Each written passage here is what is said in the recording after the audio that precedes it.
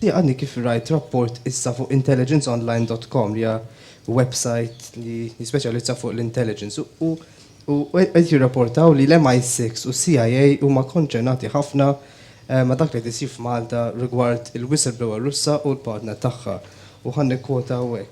MI6 and CIA are highly concerned by what the Russian couple have been up to in Malta. Some officials perceive it as a move to destabilize Malta's pro-Western Prime Minister that comes from up high in the Kremlin, especially because it has occurred at a time when Muscat has been openly opposed to Moscow. Iċċevejsi informazzjoni f'dak it-tip minant security services? Iva. Iva. Fuq la darba in the public din qed tikkwota? Tista' terġa' tirrepeti? Il-website? Tista' terġa' tirrepeti il-quote. Okay, mela. MI6 and the CIA are highly concerned by what the Russian couple have been up to in Malta. Some officials perceive it as a move to destabilize Malta's pro-Western Prime Minister that comes from on high in the Kremlin, especially because it has occurred at a time when Muscat has been openly opposed to Moscow. Imbagħad jisemmi wkoll kif Medvedev public voices of anger when Malta turned away the RFS Dubra, the tanker that was accompanying. Sewa, la darba jindillixxu ma kummentajtx fuq għas-sempliċi raġuni kienet ixxu li għandha x'taqsam ma' security services u li għandha x'taqsam ma' informazzjoni li waslet ilna minn pajjiżi alleati tagħna.